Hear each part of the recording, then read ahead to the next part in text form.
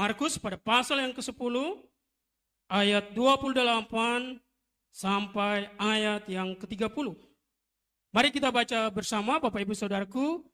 Kalau di screen nggak ada judulnya, tetapi kalau di Alkitab manual kita ada, atau juga di elektroniknya ada. Dikatakan upah mengikut Yesus. Ayat 28. Berkatalah Petrus kepada Yesus, kami ini telah meninggalkan segala sesuatu dan mengikut Engkau. Bersama 29 kita baca, jawab Yesus, aku berkata kepadamu, sesungguhnya setiap orang yang karena aku dan karena Injil meninggalkan rumahnya, saudaranya laki-laki atau saudaranya perempuan, ibunya atau bapaknya, anak-anaknya atau ladangnya, orang itu sekarang pada masa ini juga akan menerima kembali 100 kali lipat. Rumah, saudara laki-laki, saudara perempuan, ibu, anak, dan ladang. Sekalipun disertai berbagai penganiayaan. Dan pada zaman yang akan datangnya akan menerima hidup yang kekal. Bapak Ibu Saudara yang dikasihi oleh Tuhan Yesus, ini satu pertanyaan yang menarik dari seorang rasul. Ya, seorang rasul yaitu Simon Petrus bertanya kepada Yesus. Makanya hari ini kita akan belajar mengenai menerima janji Tuhan. Kalau Bapak Ibu punya pegangan kertas outline khotbah, ya, itu di situ judul khotbah hari ini adalah menerima janji Tuhan. Sebuah pertanyaan yang sangat sederhana dari seorang Petrus kepada Tuhan Yesus, Bapak Ibu Saudaraku, dan pertanyaan itu bukanlah sebuah pertanyaan duniawi. Pertanyaan itu bukanlah sebuah pertanyaan yang bersifat duniawi, Bapak Ibu Saudara. Ini masih opening, Bapak Ibu Saudaraku, ini masih pendahuluan. Nanti kertasnya kita akan bahas. Jadi di situ dikatakan bahwa Petrus bertanya kepada Yesus, kami ini telah meninggalkan keluarga. Petrus mereka meninggalkan pekerjaan mereka sebagai nelayan, Bapak Ibu Saudaraku. Dan pertanyaan Petrus begini, kami ini telah meninggalkan segala sesuatu dan mengikut Engkau. Jawab Yesus, aku berkata kepadamu, sesungguhnya setiap orang yang karena aku dan karena Injil meninggalkan ya apapun yang dia punya, dikatakan pada masa ini juga menerima kembali 100 kali lipat. Pertanyaan ini bukanlah sebuah pertanyaan duniawi, tetapi pertanyaan surgawi. Pertanyaan ini bukanlah sebuah pertanyaan dunia, tapi pertanyaan ini bersifat ilahi, Bapak Ibu Saudaraku. Petrus bertanya demikian kenapa? Karena mereka telah berkorban meninggalkan keluarga. Mereka telah berkorban meninggalkan pekerjaan mereka. Mereka telah berkorban meninggalkan apa yang mereka punya, keluarga mereka. Pada waktu itu Bapak Ibu Saudaraku, dan mereka mengikut Yesus kemanapun Yesus melayani. Makanya Simon Petrus bertanya, apa yang mereka dapat? Yang pertama, mereka akan menerima kembali 100 kali lipat. Bapak Ibu Saudaraku, dengar baik. 100 kali lipat di sini bukan berbicara mengenai uang. Bukan. Kan biasanya kalau orang Kristen, kita akan menerima 100 kali lipat, ya 70 kali lipat, 50 kali lipat, langsung amin. Pertanyaannya, apa statement itu langsung mengarah ke uang? Bukan, Bapak Ibu Saudaraku. Itu bukan mengarah ke materi, tetapi itu mengarah kepada ketika kita mengikuti Tuhan, Tuhan akan memproteksi keluarga kita. Amin. Ketika kita mengikuti Tuhan, Tuhan akan menyertai keluarga kita. Tuhan akan memberkati keluarga kita. Tuhan akan memberkati keluarga dari Simon Petrus dan juga murid-murid yang lain. Tuhan akan memproteksi mereka. Makanya Tuhan katakan bahwa mereka akan menerima kembali 100 kali lipat. Bukan hanya Simon Petrus dan para murid yang mendapat penyertaan dari Tuhan. Bukan hanya Simon Petrus dan para murid yang menerima kasih atau anugerah daripada Tuhan. Ternyata keluarga mereka pun, saudara perempuan, saudara laki-laki, ayah, ibu mereka disertai oleh Tuhan. Dari sini kita belajar Bapak Ibu Saudara. Ternyata pelayanan dimulai dari keluarga. Amin. Pelayanan yang paling hebat itu dimulai dari keluarga kita. Kalau kita hebat di luar gereja, pastikan keluarga kita di dalam kita, Bapak Ibu Saudaraku, kita sudah layani mereka. Jangan sampai kita hebat di mimbar. Jangan sampai kita hebat sebagai seorang pemberita Injil di luar di gereja atau di luar, Bapak Ibu Saudaraku. Tetapi ternyata keluarga kita enggak diselamatkan. Di sini kita pelajari bahwa ketika kita mengikut Tuhan, ketika kita menjadi murid Tuhan, maka kita pun harus mau memberitakan Injil kepada keluarga kita. Supaya keluarga kita menerima berkat ilahi tadi, yang 100 kali lipat tadi. Bukan hanya kita diselamatkan, tetapi keluarga kita pun diselamatkan. Amin. Makanya hari ini kita belajar mengenai menerima janji Tuhan. Boleh slide-nya ditampilkan?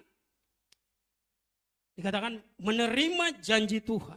Dan sepanjang bulan Agustus ini, Bapak Ibu Saudaraku, kita ada judul dikatakan hidup oleh iman. Nah, bagaimana cara kita menerima janji Tuhan atau juga berkat dalam kehidupan kita? Kita mulai dari bagian yang pertama, dikatakan untuk menerima janji atau berkat Tuhan, tiap-tiap orang harus kembali kepada apa yang dikatakan firman bagi pribadi masing-masing. Ya, untuk menerima janji atau berkat Tuhan, tiap-tiap orang harus kembali kepada apa yang dikatakan firman bagi masing-masing pribadi. Dan yang berikutnya dikatakan bagaimana cara untuk menerima janji atau berkat Tuhan. Yang pertama dikatakan begini, punya waktu pribadi dengan Allah. Ya, WPDA, waktu pribadi dengan Allah adalah cara untuk menerima janji Tuhan. Boleh Bapak Ibu Saudara kita buka dalam 1 Samuel pada pasal yang pertama, ayat 9 sampai ayat yang ke-18. 1 Samuel pada pasal yang pertama, ayat 9 sampai ayat yang ke-18. Saya bacakan bagi kita, demikianlah firman Tuhan. Di sini dikatakan, pada suatu kali, setelah mereka habis makan dan minum di Silo, berdirilah Hana. Sedang Imam Eli duduk di kursi dekat tiang pintu bait suci Tuhan. Dan dengan hati pedih ia berdoa kepada Tuhan sambil menangis terseduh-seduh.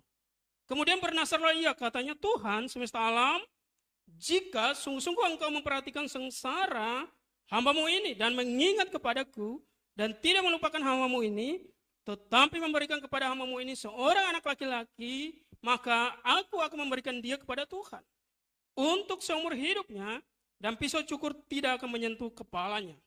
Ya, jadi dia seorang anak Nazar.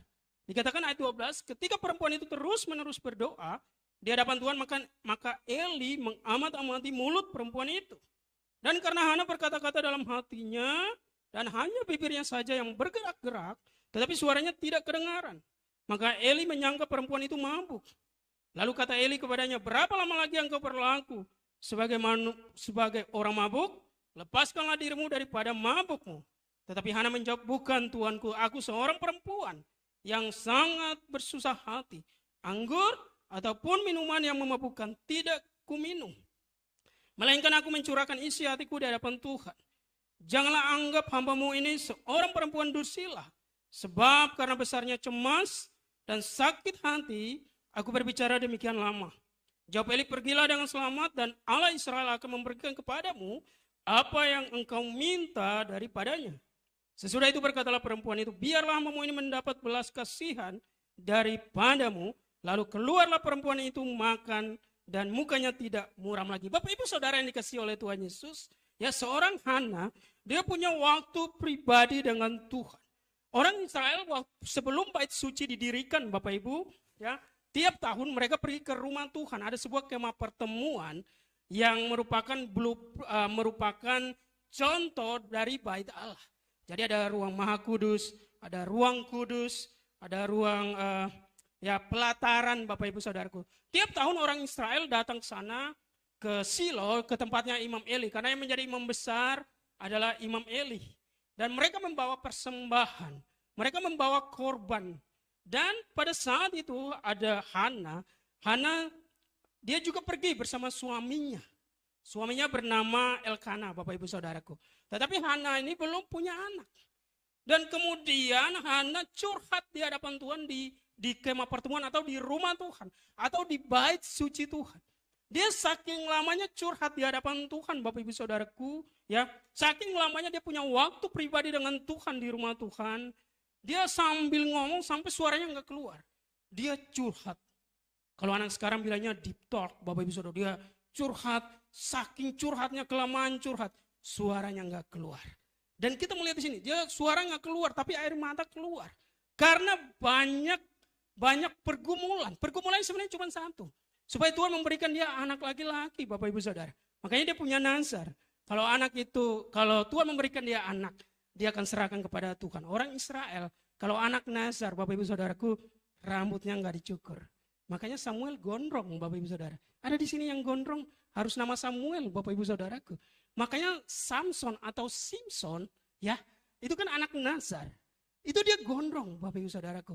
Ketika pisau cukur kena kepalanya, dia tidak punya kekuatan. Dia sudah dikhususkan bagi Tuhan. Makanya kalau anak nazar zaman itu, anak yang diserahkan bagi Tuhan, itu dia nggak boleh digunting, rambutnya nggak boleh digunting. Nah kita melihat di sini. Kemudian dikatakan Hana sangat curhat kepada Tuhan. Hana sakit hati kepada Tuhan. Dan sakit hati kepada suaminya atau keluarganya. Karena tiap hari didesak, kapan punya anak, Bapak Ibu Saudaraku. Sebenarnya itu pertanyaan yang dari zaman dulu sampai sekarang. Iya kan? Bikin yang baru nikah atau yang sudah lama nikah, belum punya anak, Bapak Ibu Saudaraku, jadi takut juga kalau kumpul keluarga ya kan, agak harap-harap cemas gitu ya. Biasanya begini, dengar baik anak muda. Biasanya kalau belum punya pacar ditanya, kapan punya pacar? Itu pertanyaan, nggak berhenti di situ. Setelah itu punya pacar, kemudian kita punya pacar. Nanti ada pertanyaan lagi. Kapan tunangan? Belum kawin Bapak Ibu Saudara, nikah dulu. Ya. Kapan tunangan? Ya. Setelah tunangan pertanyaannya berlanjut lagi. Kapan menikah? Setelah menikah belum kelar. Belum selesai persoalannya di situ. Kapan punya anak? Setelah punya anak satu ada pertanyaan baru lagi. Kapan punya anak yang kedua? Atau anaknya cowok semua? Pertanyaan itu akan berlanjut, kapan punya anak cewek? Atau anak cewek semua, pertanyaan itu berlanjut lagi, kapan punya anak cowok? Ya kan? Pertanyaan itu akan terus berjalan dalam kehidupan kita, Bapak Ibu Saudaraku. Makanya kita pegang teguh janji Tuhan. Ya, kita pegang teguh janji Tuhan bahwa percayalah di waktunya Tuhan, Tuhan pasti menggenapi janjinya bagi kita. Amin. Makanya walaupun pertanyaan itu terus ada Bapak Ibu Saudaraku, yang nggak apa-apa kita jawab dengan bersifat umum. Karena ada anak muda Bapak Ibu Saudaraku, ya saya lihat di TikTok. Ketika ditanya begitu, dia tanya omanya, oma kapan mati? Nah ini kan jadi kurang bagus Bapak Ibu Saudara. Dia kan yang tanya oma-oma. Kemudian anak muda itu karena belum punya pacar, dia tersinggung. Kemudian dia tanya kembali, oma kapan meninggal? Ya, karena dia nggak bisa jawab, dia belum punya pacar, dia belum kasih tunjuk pacarnya kepada keluarganya. Jadi Bapak Ibu Saudaraku, makanya saya belajar dari orang Barat, orang-orang bule ya. Ada beberapa hal ketika kita berdialog dengan mereka, ada beberapa pembatasan yang nggak boleh kita tanya. Pertama, status pernikahan, ya, ataupun itu mungkin. Yang kedua umur. Yang ketiga, pekerjaan. Atau juga ada beberapa hal lain yang mungkin penting. Mereka belajar untuk membatasi beberapa hal supaya pertanyaan itu nggak terlalu dalam. Tapi kalau kita orang Indonesia, keponya nomor 1 Bapak Ibu Saudaraku. Makanya menurut penelitian, ya negara paling kepo di Indonesia adalah kita Bapak Ibu Saudaraku. Termasuk kita juga, semua yang ada di tempat ini. Karena kita adalah warga negara Indonesia, amin. Makanya sebenarnya pertanyaan itu bisa kita rubah. Pertanyaan itu bukan kita rubah, tapi kita bisa memberikan dorongan kepada keluarga kita untuk misalnya mereka jarang ke gereja. Kita mengajak Bapak Ibu Saudara, kapan ke gereja? Kita ganti konten dari pertanyaan itu. kita ganti isi pertanyaan itu. Pertanyaan yang lebih bagus lagi Bapak Ibu Saudara yang dikasih oleh Tuhan Yesus. Nah, Hana pun mengalami hal yang sama. Makanya dia curhat di hadapan Tuhan, dia curhat kepada Tuhan dan apa yang terjadi.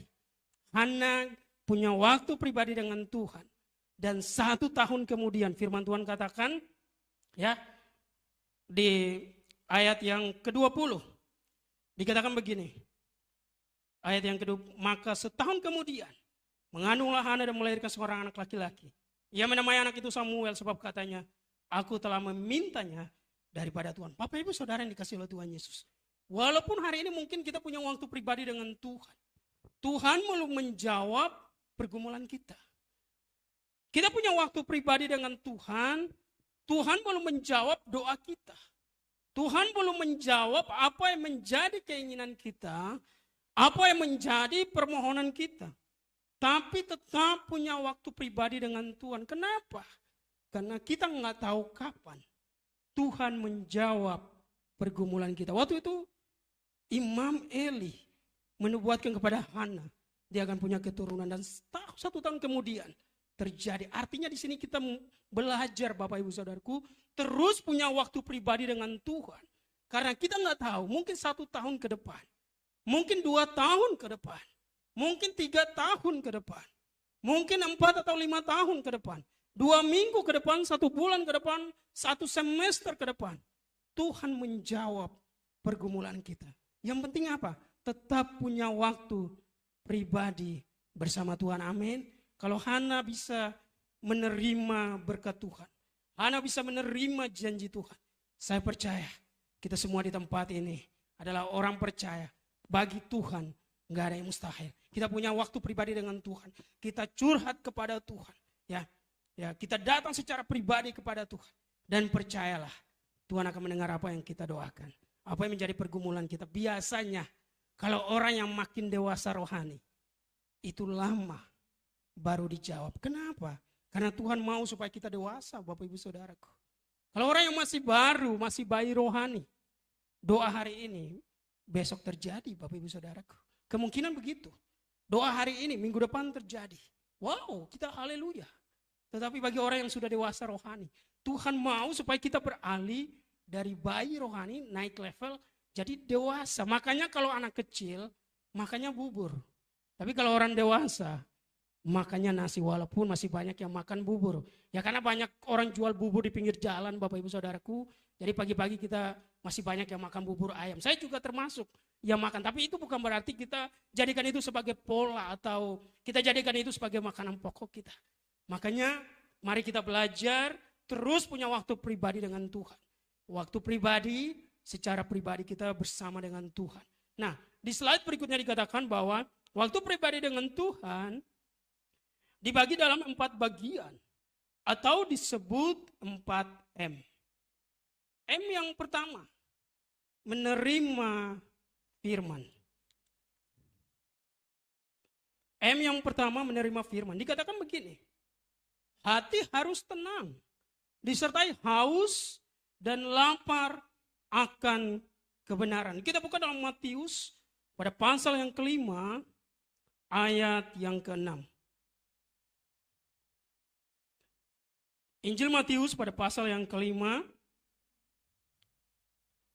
ayat yang ke-6 dikatakan, berbahagialah orang yang lapar dan haus akan kebenaran, karena mereka akan dipuaskan. Bapak Ibu Saudara yang dikasihi oleh Tuhan Yesus, setiap kali kita datang beribadah, setiap kali kita mau datang kepada Tuhan, baik itu dalam ibadah raya minggu, baik itu juga dalam persekutuan doa, atau juga dalam ministry yang kita ikuti, kita punya hati yang haus dan lapar akan kebenaran.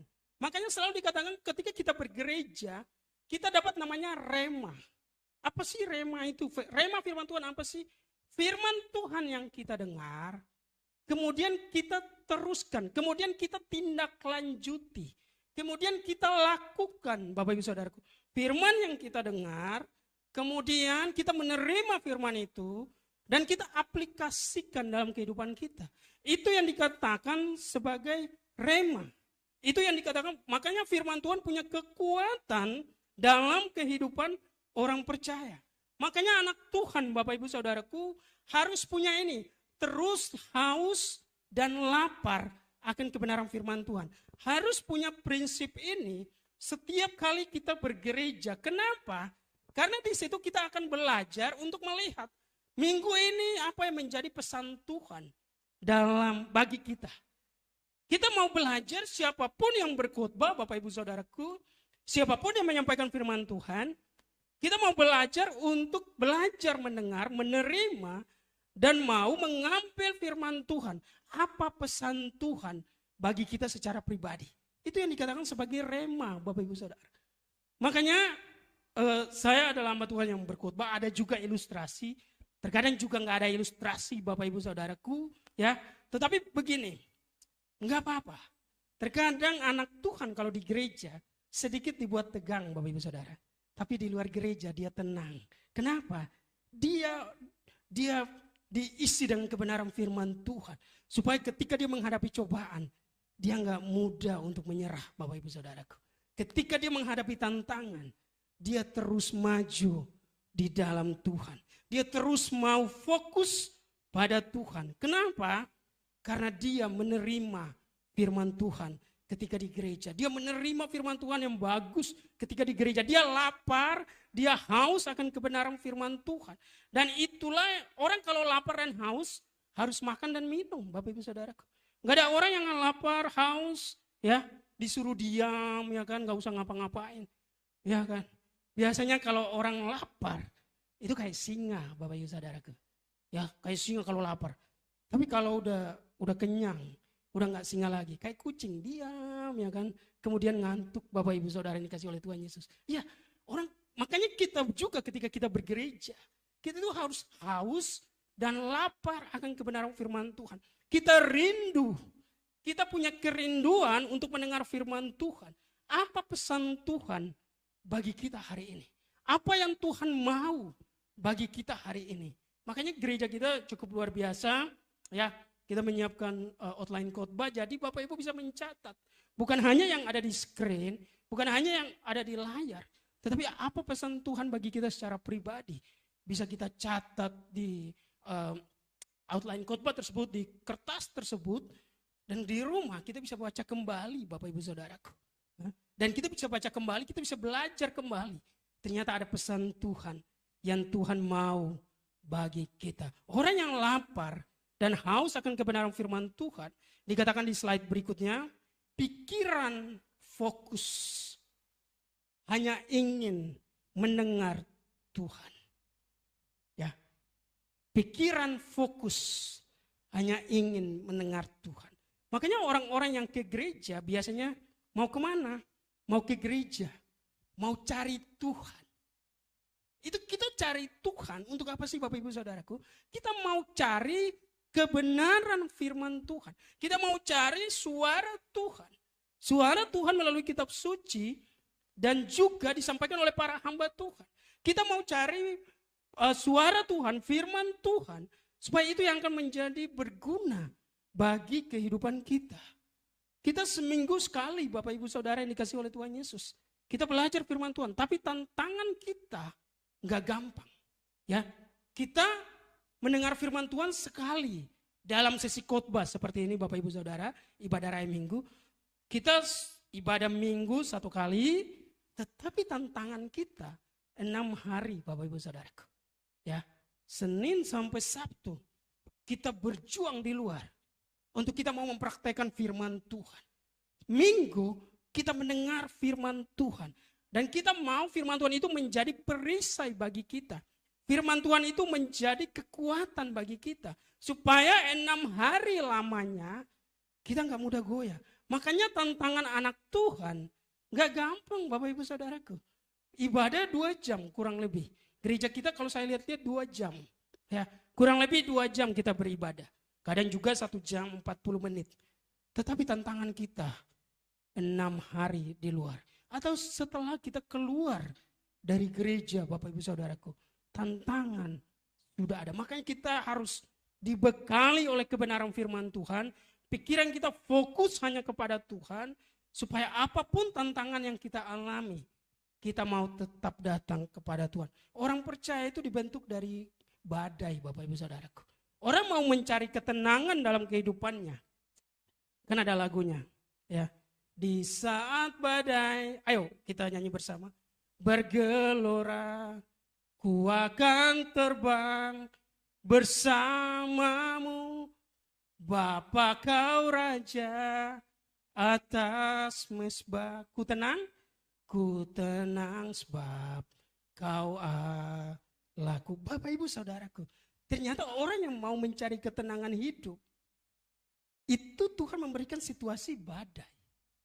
Supaya dia bisa punya ketenangan.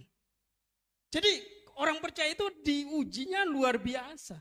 Orang percaya itu tantangannya luar biasa, Bapak Ibu Saudaraku. Saya mau menjadi orang yang tenang menghadapi berbagai hal.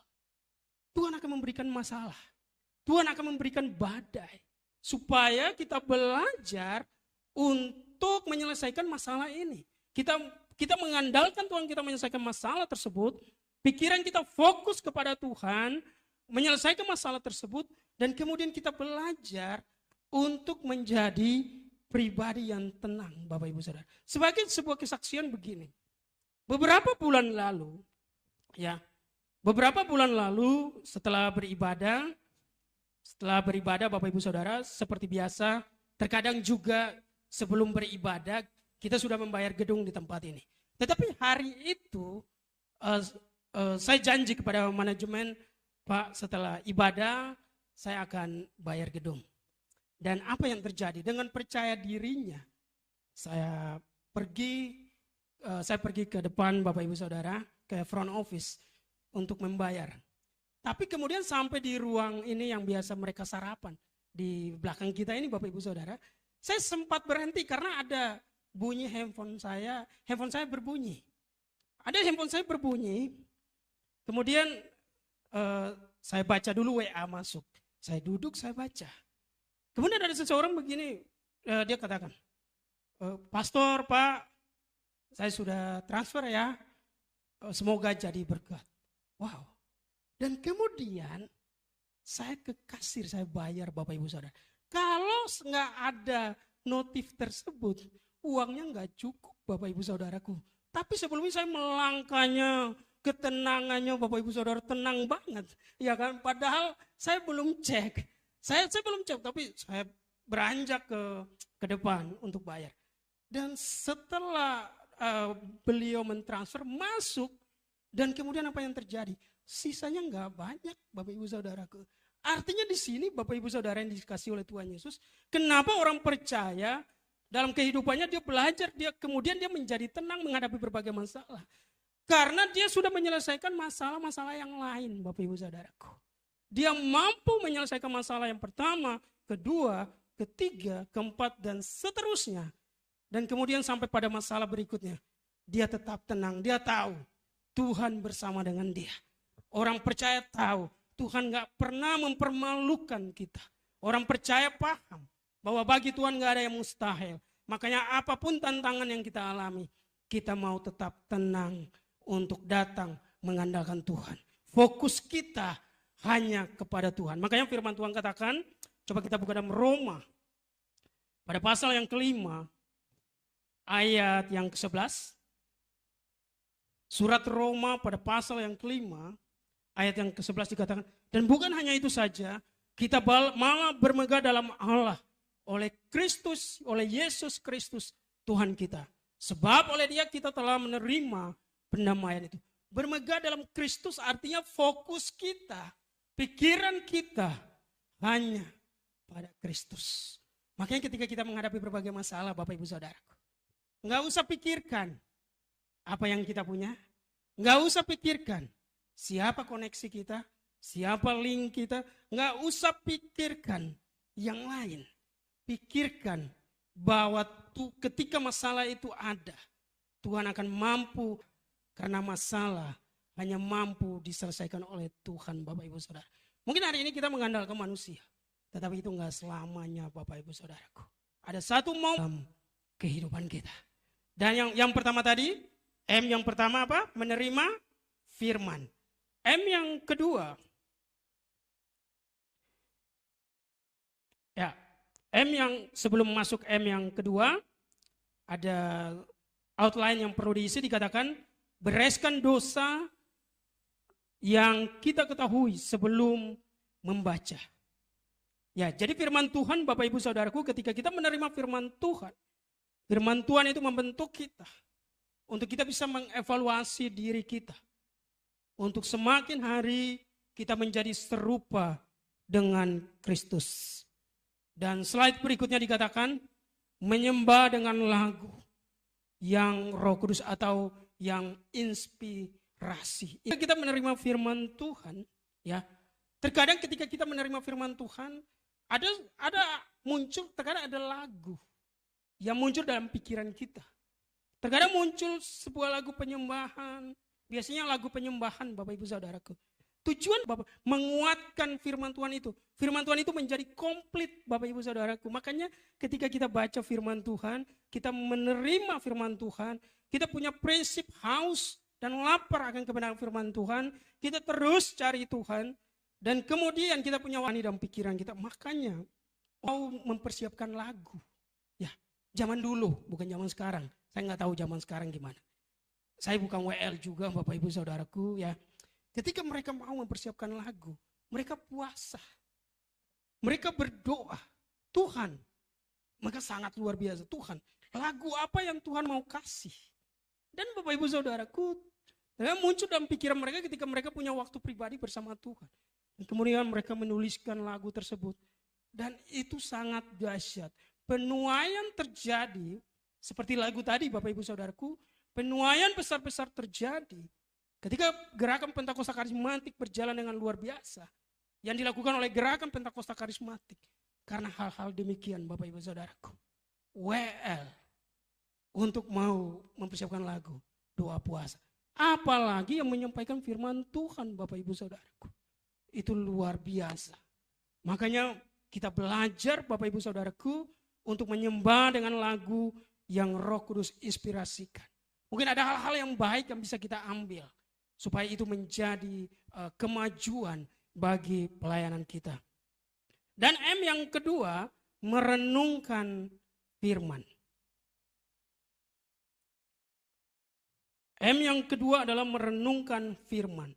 Dikatakan di sini, temukan space. Ya, ada kepanjangannya Bapak Ibu Saudara. Sin, promise, attitude, command, example. Pokoknya bahasa Inggrisnya Bapak Ibu tinggal ikuti Bapak Ibu Saudaraku. Ya. Sin, promise, attitude, command, example. Jadi kita temukan space. Ketika kita merenungkan firman Tuhan, kita akan tahu apa kesalahan kita di hadapan Tuhan. Ketika kita merenungkan firman Tuhan, kita tahu apa janji Tuhan dalam kehidupan kita. Ketika kita merenungkan firman Tuhan, kita tahu karakter kita atau kelakuan kita yang mana yang mau diperbaiki. Dan ketika kita merenungkan firman Tuhan, kita tahu perintah dari Tuhan, perintah apa yang Tuhan memberikan bagi kita. Dan ketika kita merenungkan firman Tuhan, kita akan menjadi teladan bagi banyak orang. Bapak Ibu Saudara yang saya kasih dalam Tuhan Yesus, ya, makanya dikatakan begini. Coba kita buka kebenaran firman Tuhan.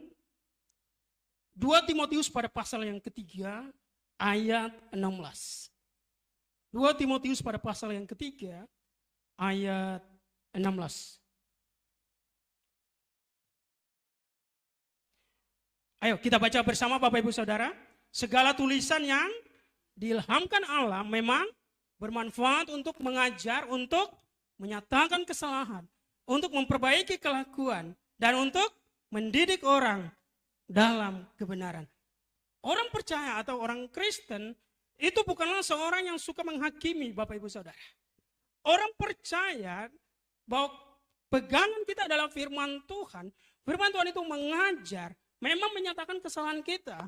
Tetapi juga bukan hanya menyatakan kesalahan kita, memperbaiki kelakuan kita. Itu tadi Bapak Ibu Saudaraku. Dan juga mendidik orang dalam kebenaran. Ini adalah poin yang tertinggi. Mendidik orang dalam kebenaran. Artinya firman Tuhan diberikan bagi kita untuk kita merenungkannya dan kemudian mendidik kita untuk sampai kepada kebenaran. Untuk kita bisa merenungkan kebenaran dan melakukan kebenaran itu dalam kehidupan kita setiap hari.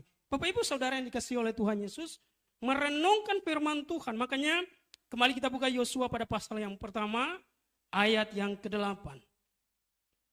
Yosua pada pasal yang pertama, ayat yang ke-8. Dikatakan, janganlah engkau lupa memperkatakan kitab Taurat ini, tetapi renungkanlah itu siang dan malam, supaya engkau bertindak hati-hati, sesuai dengan segala yang tertulis di dalamnya. Bersama kita baca, dikatakan, sebab dengan demikian perjalananmu akan berhasil, dan engkau akan beruntung. Bapak Ibu Saudara yang dikasihi oleh Tuhan Yesus, janji firman Tuhan bagi kita ketika kita merenungkan firman Tuhan, maka kita diberkati oleh Tuhan. Perjalanan kita akan berhasil dan kita akan menjadi orang yang beruntung dalam kehidupan kita. Makanya mari kita jadikan firman Tuhan sebagai petunjuk. Kalau Bapak Ibu naik motor atau naik mobil, ada rambu-rambu petunjuk. Biasanya di jalan tol atau jalan biasa ada. Kalau yang warna biru, rambu warna biru, berarti tujuan kita masih jauh Bapak Ibu Saudara. Tapi kalau rambunya warna hijau Bapak Ibu Saudaraku, berarti tujuan kita hampir dekat Bapak Ibu Saudaraku. Dan ada rambu-rambu yang lain, belok ya kan, nggak boleh belok kiri, nggak boleh belok kanan ya kan, ada tanda. Kemarin ketika ke salah satu apartemen, ada satu mobil salah belok. Saya klakson Bapak Ibu Saudaraku. Maksudnya tujuannya supaya dia nggak salah belok. Tetapi karena mungkin salah ditanggapi, ya dia terus belok Bapak Ibu Saudara. Ya nggak apa-apa. Yang penting kita mengingatkan firman Tuhan, jadikan sebagai petunjuk dalam kehidupan kita, supaya kita nggak nyasar Bapak Ibu Saudara. Coba kalau orang nggak ikutin petunjuk, itu nyasar Bapak Ibu Saudaraku. Hari ini kan petunjuknya luar biasa. Ada maps, ada peta yang bisa kita lihat di handphone kita. Kalau zaman dulu belum ada handphone, orang mengandalkan rambu petunjuk tersebut. Dan kalau kita mengikuti petunjuk tersebut, kita nggak nyasar merenungkan firman Tuhan, 8 tadi. Dia akan berhasil, dia akan beruntung. Anak muda dengar baik. Kalau mau supaya kehidupan masa muda kalian diberkati oleh Tuhan, ya, supaya kehidupan masa muda kalian luar biasa di dalam Tuhan, lakukan firman Tuhan. Memang nggak gampang, memang nggak mudah Bapak Ibu Saudara. Karena apa? Daging berontak, roh penurut, tetapi daging lemah Bapak Ibu Saudaraku. Tetapi ada firman Tuhan, ada Roh Kudus yang menguati. Tapi pertanyaannya, berkatnya apa Pak? Bapak Ibu Saudara ingat baik, materi bagian dari berkat, amin. Uang bagian dari berkat. Tetapi berkat atau keberuntungan, ya dikatakan di situ, keberhasilan bukan hanya berbicara uang, amin. Kesehatan, panjang umur, amin. Kekuatan, kesabaran, itu adalah berkat Bapak Ibu Saudaraku. Makanya materi itu adalah bagian dari berkat. Tapi berkat nggak harus berbicara mengenai materi, amin. Kita deal di situ Bapak Ibu Saudaraku, amin. Ya, berkat bisa berbicara mengenai kesehatan, panjang umur. Dia diuji oleh Tuhan Bapak Ibu Saudaraku. Dia adalah orang yang sangat luar biasa. Ayub adalah orang yang merenungkan firman Tuhan, menerima firman Tuhan, taat pada firman Tuhan. Tetapi apa yang terjadi? Hartanya habis. Makanya istrinya katakan, ya, dengan hartamu habis, apakah engkau masih menyembah Tuhan? Tapi Bapak Ibu ingat baik, Ayub menyadari dari kekayaan. Walaupun itu diambil, walaupun materi, uang habis, tetapi Ayub sadar, masih ada kesabaran. Masih ada berkat yang lain. Kekuatan untuk menghadapi masalah. Amin. Kesabaran untuk menghadapi cobaan. Ayub masih punya itu. Makanya Ayub jawab kepada istrinya, kamu perempuan yang gak waras. Kenapa? Kamu hanya punya prinsip, kalau berkat pasti uang. Tapi sebenarnya Ayub mau katakan, kalau berkat bukan cuma bicara uang, tapi juga bicara kekuatan, kesehatan, panjang umur, kesabaran. Itu juga bagian dari berkat. Bapak Ibu Saudara yang dikasihi oleh Tuhan Yesus, mari kita belajar untuk merenungkan firman Tuhan. Dan Tuhan. Supaya semakin hari kita semakin dewasa di dalam Tuhan. Semakin hari kita semakin luar biasa di dalam Tuhan. Apalagi tahun ini gereja kita adalah tema besarnya adalah berbuah, Bapak Ibu Saudaraku. Orang yang berbuah itu orang yang dewasa, Bapak Ibu Saudaraku. Orang yang berbuah menghasilkan buah kebenaran. Orang yang menunjukkan hidup yang baru di dalam Tuhan. Itu adalah orang yang sudah lama dibentuk oleh kebenaran firman Tuhan. Ketika kita mendengar firman Tuhan pertama mungkin kita berontak. Tetapi kalau kita terus mau mendengarkan terus menerus secara intens, firman Tuhan akan membentuk kita. Makanya mari Bapak Ibu Saudaraku, jangan sampai kita memaksakan kehendak kita kepada Tuhan. Tetapi justru semakin hari kita paksakan kehendak Tuhan dalam kehidupan kita. Amin. Kalau kehendak Tuhan yang terjadi, pasti kita menjadi orang yang diberkati. Kalau kehendak Tuhan yang terjadi, kita akan menjadi orang yang beruntung. Kalau kehendak Tuhan terjadi, kita akan menjadi orang yang berhasil dalam kehidupan kita. Yang ketiga, sebelum masuk ketiga kita selesaikan dulu. Dikatakan di sini, temukan sikap-sikap yang harus diperbaiki. Di slide berikutnya, temukan sikap-sikap yang harus diperbaiki. Seperti firman Tuhan tadi, firman Tuhan untuk membentuk karakter kita, untuk menyatakan kesalahan. Tetapi bukan hanya sampai kepada menyatakan kesalahan, memperbaiki. Makanya firman Tuhan itu memperbaiki, Bapak Ibu Saudaraku. Dan dikatakan berikutnya, temukan perintah khusus dari Tuhan untuk dilakukan. Makanya kalau kita seperti pendahuluan yang tadi katakan, bahwa ketika kita datang beribadah, temukan perintah khusus dari Tuhan bagi kita. Apa yang kita dapat hari ini dari Tuhan? Apa rema firman Tuhan yang kita tangkap hari ini? Supaya secara khusus bagi pribadi kita. Saya percaya kalau secara khusus berbeda, Bapak Ibu Saudaraku. Cara nangkap Bapak Ibu Saudara bersama saya berbeda. Apa yang firman Tuhan katakan bagi kita hari ini? Itulah yang perintah khusus itu. Dikatakan temukan contoh yang dapat dilakukan. Dan dikatakan lakukan setiap firman atau rema yang kita peroleh. Lakukan setiap firman atau rema yang kita terima dan kita mau lakukan, kita mau wujudkan. Itulah rema. Makanya biarlah firman Tuhan ini menjadi kekuatan atau rema bagi kita. Firman Tuhan yang kita dengar, kita terima, makanya kita harus terima dulu Bapak Ibu Saudaraku. Kalau kita nggak mau terima, nggak bisa jadi rema dalam kehidupan kita. Kita terima dan kita mau melakukannya dalam kehidupan kita. Coba kita buka dalam 1 Yohanes pada pasal yang kelima ayat yang kedua.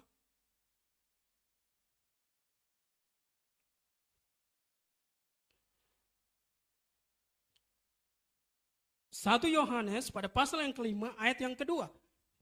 Dikatakan inilah tandanya bahwa kita mengasihi anak-anak Allah. Yaitu apabila kita mengasihi Allah serta mengasihi Allah. Orang yang melakukan firman Tuhan karena dia mengasihi Tuhan. Kenapa? Karena setiap firman Tuhan Bapak Ibu Saudara yang dikasih oleh Tuhan Yesus itu berguna bagi diri kita sebagai umatnya, maka firman Tuhan itu menjadi kekuatan bagi kita saat kita melakukannya. Sebagai contoh begini Bapak Ibu Saudaraku. Saya sempat dapat sebuah pertanyaan. Saya pernah khotbah ini beberapa tahun lalu atau 2 tahun lalu. Mungkin Bapak Ibu yang belum sempat ikuti mungkin lupa. Bapak Ibu Saudaraku, ini pertanyaan yang agak-agak sedikit, saya bilang nggak ada pertanyaan teologi yang lebih hebat lagi, ya kan, tafsir atau apa begitu. Janganlah pertanyaan-pertanyaan begitu. Tapi Pak, kan kita mau melakukan firman Tuhan. Kita mau contoh-contoh yang praktikal begitu. Dan saya bilang sebentar, saya berpikir agak lama Bapak Ibu Saudaraku. Kemudian saya menjawab begini, merokok atau tidak merokok tidak menentukan keselamatan, tapi menentukan kesehatan. Tetapi semakin cepat kita merokok, semakin lama kita merokok, Bapak Ibu Saudaraku, kesehatan kita memburuk. Mungkin kita berkata begini, saya kan masih muda Pak. Ya, proses. Kesehatan kita memburuk. Surga Bapak Ibu Saudaraku. Berarti kalau semakin lama semakin merokok, berarti dekat sama Tuhan. Makanya ada tokoh politik mengatakan begini, lebih cepat Bapak Ibu Saudaraku. Tapi kalau mau panjang umur, mau kesehatannya terjaga, jaga diri kita. Jauhkan diri dari merokok. Ketika pulang retret dari Salatiga Bapak Ibu, di Salatiga karena dingin. Jakarta kan panas ya. Jakarta panas, di Salatiga dingin Bapak Ibu. Dan di sana ya batuk pilek bapil, batuk pilek. Sampai Jakarta masih batuk pilek. Kemudian saya lupa kalau umur udah makin bertambah Bapak Ibu Saudaraku. Jadi waktu itu saya nggak mau minum obat. Agak-agak. Bukan berarti nggak percaya obat. Nggak Bapak Ibu Saudara. Saya nantilah tunggu 1-2 hari. Dan nggak sampai saya sendiri ambil obat saya minum. Nggak ada perubahan. Terus sampai IGD rumah sakit. Dokter yang pakai baju warna hijau ya. Ada kan yang praktek ya dokter apa namanya besok. Koasa. Mereka banyak yang datang. Mereka ambil, mereka periksa di sini. Saya bilang, Pak, saya sakit apa ini? Ini sakitnya berat nggak Pak? Ini kan mereka periksanya di sini juga Bapak Ibu Saudaraku. Saya bilang, ini saya sakit apa dok? Oh enggak Pak, ini cuman virus aja karena mungkin di sana dingin. Cuman virus, nanti virusnya hilang, batuknya hilang. Tapi kan tadi pemeriksaan yang model seperti itu, saya kayak pemain bola. Bapak Ibu Saudara, ada pemain bola kalau mau diresmikan klubnya itu banyak jarumnya dipasang. Banyak ya diperiksa semua dipasang. Jadi saya kira saya sakit berat. Tapi di sebelah saya, dia seorang yang perokok keras Bapak Ibu Saudaraku. Jadi saya di waktu itu dipasang injeksi ya, infus injeksi. Waduh, saya orang yang takut jarum Bapak Ibu Saudara. Saya sangat takut jarum. Saya udah lama banget nggak disuntik ya kan. Aduh, waktu dipasang jarum, apalagi di urat ya kan. Waduh, saya nggak mau lihat Bapak Ibu Saudara. Walaupun pendeta, takut juga sama jarum Bapak Ibu Saudara. Ya kan? Terus dokternya tanya, Bapak merokok? Enggak dok. Dia nggak tahu kalau ini pendeta Bapak Ibu Saudara. Nah, dipasang jarum injeksi, kita mau periksa darah. Tapi karena puji Tuhan Bapak nggak perokok, jadi Bapak nggak disuntik obat melalui infus injeksi bisa dibuka untuk disuntik obat Bapak Ibu Saudaraku. Di sebelah saya karena dia perokok, disuntik obatnya macam-macam Bapak Ibu Saudaraku. Ya, sampai selesai disuntik obat, Bapak harus ronsen. Oh saya nggak mau, tetap. Udah, kalau gitu saya ke ronsen tapi saya mau jalan kaki. Nggak bisa, Bapak harus di kursi roda. Takutnya jatuh Bapak Ibu Saudaraku. Artinya ternyata kalau kita merokok itu penanganannya berbeda. Ketika kita sakit Bapak Ibu Saudara yang dikasihi oleh Tuhan Yesus. Ya, ketika kita sakit, di ronsen lah, disuntik obat macam-macam. Makanya ternyata merokok tidak menentukan keselamatan. Tetapi merokok menentukan kesehatan. Kalau mau kita sehat, panjang umur, kita mau sehat ya kan, untuk terus kita melakukan karya kita di bumi. Stop merokok Bapak Ibu Saudaraku. Tetapi ini juga bukan ancaman. Tetapi ajakan, kalau Bapak Ibu mau lebih cepat, lebih baik, silakan. Karena memang gak ada ayatnya Bapak Ibu Saudara yang dikasih oleh Tuhan Yesus. Makanya dari situ saya merenungkan, puji Tuhan. Karena zaman SMA saya juga perokok Bapak Ibu Saudara. Suka ngumpet rokok di baju sekolah ya kan. Sampai diperiksa guru. Ya. Tetapi kemudian bertobat. Dan mari Bapak Ibu Saudaraku, firman Tuhan itu menjadi rema bagi kita. Perubahan harus terjadi bagi kita Bapak Ibu Saudara. Kalau kita ada perubahan dalam kehidupan kita, orang lain akan melihat dan orang lain akan bertanya. Kalau yang bukan anak Tuhan dia bertanya, siapa Tuhannya? Tapi kalau dia anak Tuhan dia bertanya, gereja di mana? Kita harus menjadi example, kita harus menjadi teladan, kita harus menjadi contoh bagi banyak orang Bapak Ibu Saudaraku. Kita harus menjadi teladan bagi banyak orang. Supaya apa? Supaya ketika kita dalam kehidupan kita nggak mempermalukan Tuhan. Jadi, terus lakukan firman Tuhan. Karena firman Tuhan menjadi berkat bagi kita. Dan yang keempat, membagikan firman. Karena tadi 4M Bapak Ibu Saudaraku, berarti yang keempat adalah yang terakhir. Membagikan firman Tuhan. Jadi tadi M yang pertama tadi menerima firman. Yang kedua merenungkan firman. Yang ketiga melakukan firman. Yang keempat membagikan firman. Coba kita buka slide kita. Saksikan apa yang kita alami bersama Tuhan. Saksikan apa yang kita alami bersama Tuhan.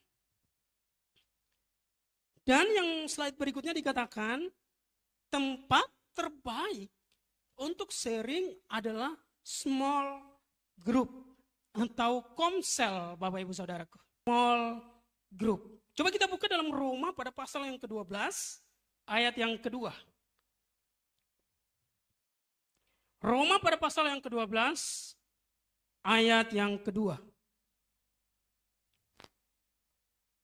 Dikatakan begini. Ayo kita baca bersama Bapak Ibu Saudara, ayat yang terakhir ini. Dengan suara, dengan iman kita katakan bersama, janganlah kamu menjadi serupa dengan dunia ini, tetapi berubahlah oleh pembaharuan budimu. Sehingga kamu dapat membedakan manakah kehendak Allah, apa yang baik, yang berkenan kepada Allah, dan yang sempurna.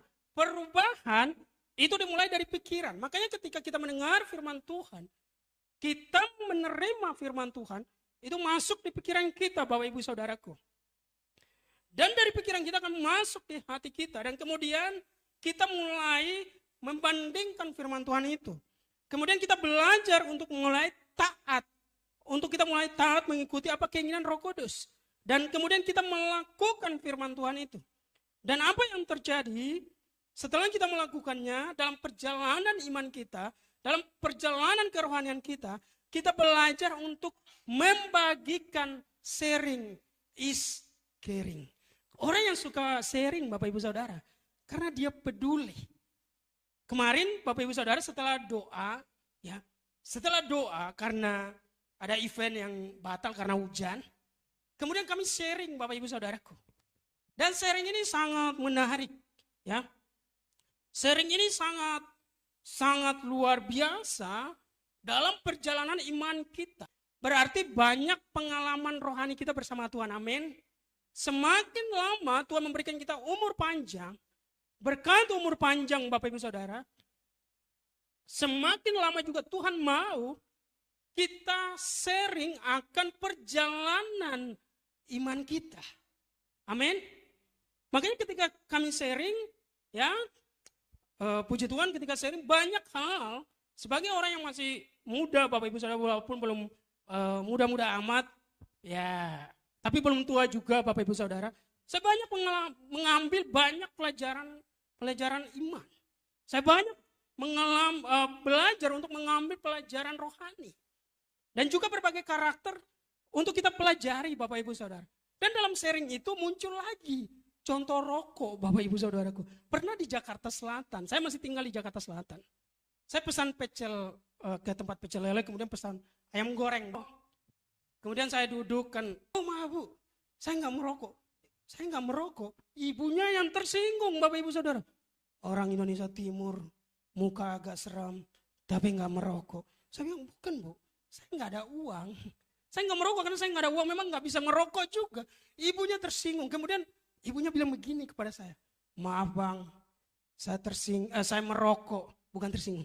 Saya merokok karena saya stres. Bapak Ibu Saudara yang dikasih oleh Tuhan Yesus, ibu itu jujur. Dan ketika kami sharing itu, ada bapak-bapak di samping kami kemarin, dia lagi merokok Bapak Ibu Saudara. Dan dia lihat kepada kami. Terus kami bilang, Pak bukan Bapak. Ini contoh di Jakarta Selatan. Dia ada tempat yang ada sebuah perkataan kita atau statement iman kita. Yang orang akan ingat, amin.